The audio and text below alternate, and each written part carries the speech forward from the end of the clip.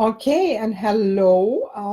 Yeah, I'm sorry it is a little bit late because Facebook didn't let me stream from Zoom whatsoever. I had one streaming that worked perfectly, and now this one was not working.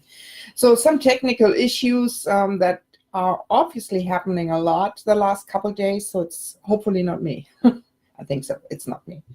Okay, so the topic that I would like to talk to you about is self-love. Yeah, what is self-love? Self-love is important for us. Self-love is not to, self-love is not being selfish. Being selfish means you do things to your own advantages. Self-love is actually discovering you, being you, who you are. Yeah, if you love yourself so much, you have the power to give love to others.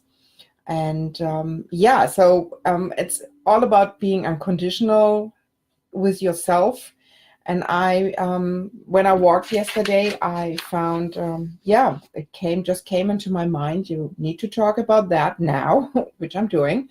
So what does self-love include, in my opinion? It includes self-compassion, self-esteem, or self-awareness, more self-awareness, self-care, developing more self-care, compassion about ourselves, working with the topic of resonance or law of mirror, give up your helper syndrome, build your self-esteem based on your opinion about yourself, and give up expectations. And I have a new word. It's called word police, which is fun. But before I dive a little bit deeper into this topic or in these kind of chapters of self-love, I have a description or channeling from Cosima, whom you know is standing for self-love in my card deck. And she gave me a channeling for my book, which I posted it in my blog, but I have something prepared. So I will read you a little bit from what I posted. So what she says is, you have so many patterns in you that limit the love for yourself, even forbid that you feel guilty every time you do something for yourself. Sometimes that warms your heart, that gives you a wonderful feeling of peace in you, that gives you a wonderful sense of balance and strengthens you to cope with your daily life. However, the self-love is just this. It makes you strong, love yourself so much that you just manage to connect again and again with your heart and your soul. And then you can act from the bottom of your heart and with the need of your soul. Only when you combine both, the heart and the soul, you are in true self-love. The love and affection of your soul that kindles a fire in you that you cannot help but give away the love to all the people on earth, in the galaxy, all soul family members, in the whole universe. And how you feel that love, your whole system fills and will be like an explosion that can be distributed without you emptying out. Because there is so much love in you that you can bring the world in peace and trust. So this is what she's saying. And so now the topic is, how can I go into self-love? Because that is something we actually all have to work on. I think there are only a few people in the world that are actually at that point of, I know I love myself, I do everything the right way. For example, self-compassion.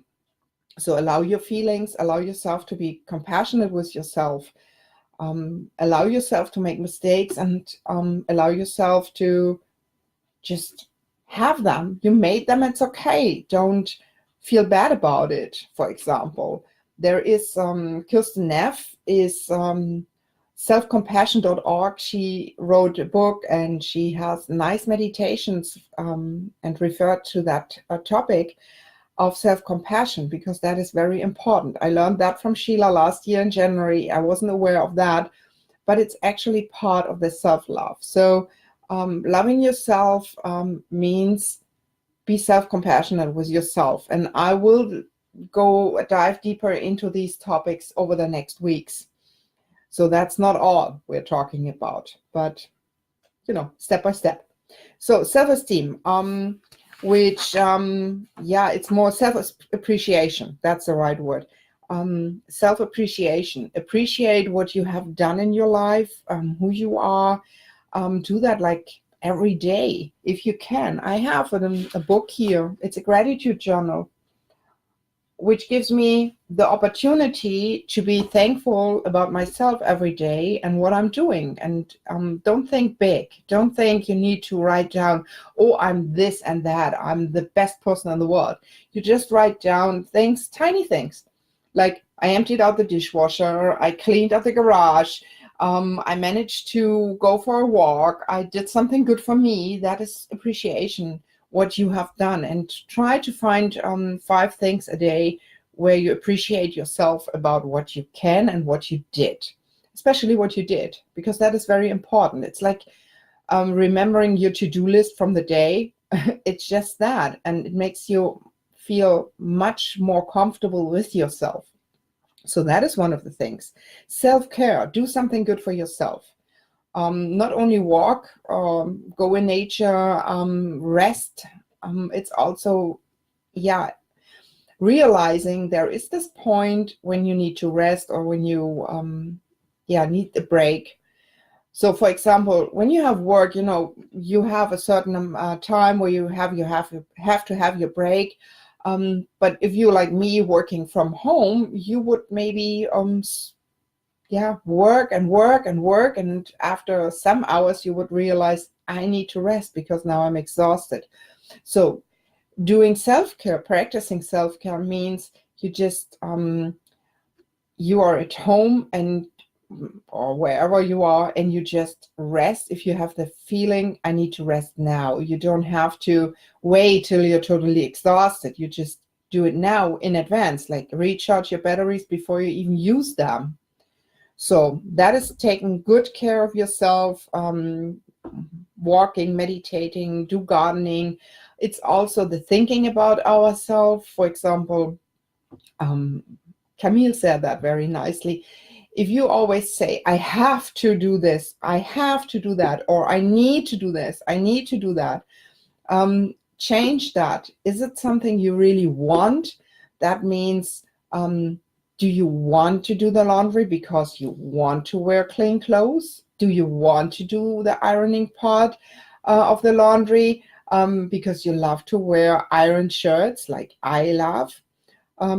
So change your thinking and your talking towards yourself. Be more self-aware about yourself. That I would recommend, you can ask the guides and angels and spirits wherever to just let you and your soul alone for maybe 1 minute, 2 minutes, maybe 5 minutes. It depends on how often you practice that. The often you practice that, the longer the time will be that you can actually try to feel yourself without any emotions from the outside, without any interfering from the outside, just you. And from there on, you build up your self-awareness. It makes you stronger. It lets you feel who you are, and gives you an idea of who you are during the daily life. So this is your energy booster if you want to. Also work with the topic of resonance like we did the last week, which is kind of self-explaining now. And I think that's much easier than covering the topic self-love. Just cover the topic resonance. And when you see somebody showing you, I'm pushing you into a position that you don't want to be, that could also mean that you have to work on that part of self-love, self-care. So give up the helper syndrome. I mean, that is one of the most important parts. We tend to shatter our energy as soon as somebody says, I need prayers, I need love, send me something, send me some healing. And then we are like, yeah, I'm doing it, especially on Facebook. And then you have like 40, 100 people sending love and light, and your energy field is filled with that, plus you are shattering your own energy all over the planet, all over the world. So what I would recommend is do a special healing for a certain person when you feel the connection and when you have the feeling that you want to do that for this person. That's totally fine, but don't do it without questioning, and don't share it via Facebook. That's not really good. We will work on the helper syndrome as soon as I'm ready with that topic within the next weeks. Then build your self-esteem based on your opinion about you. So that means, for example, my family wrote me like 3 pages filled with stuff that they know about me, and they said, that is something you can do. That is who you are. And I read that, and I was like, I could cry because it covered so many topics, but I didn't feel connected to them. So then I had to kind of push my reset button and learn to accept that is actually me, or to be aware that is actually me. So build my self-esteem on something that is me, that I think about myself. For example, I can organize pretty well. I can clean up very well my house, and I'm not perfect. So that's totally fine. Then give up expectations. So we tend to, expect things from somebody else as well as we expect things from ourselves. And that puts a lot of pressure on ourselves.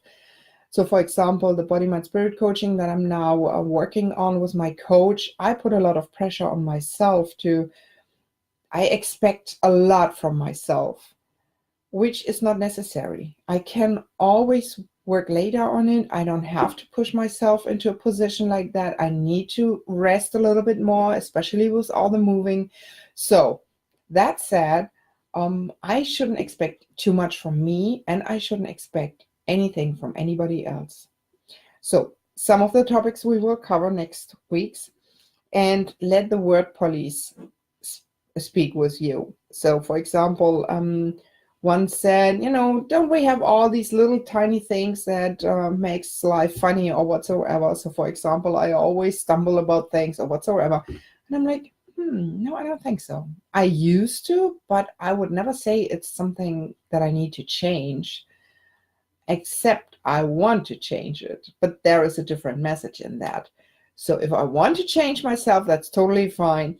But I would never do that, because I would never talk about myself this way, like it's funny that I do this or that. So for example, things like, oh, that was stupid what you just did, or that you can do this better. These are words that shows my system, you're not right. You are just wrong about yourself. And that means think about it. Mostly it's definitely not you. And when you talk to yourself this way, you will hurt yourself. So I wouldn't do that. Find another way and maybe appreciate yourself more and say, I did a great job. I did this, I did that. I'm a fantastic person. And once you've recharge your batteries and recharge your self-love and be more aware of everything, you actually will be closer to this unconditional self-love that you would like to be. So I wish you a wonderful afternoon. I know some of you couldn't watch this, and I hope to see you in one of the live videos the next weeks. Okay, bye-bye.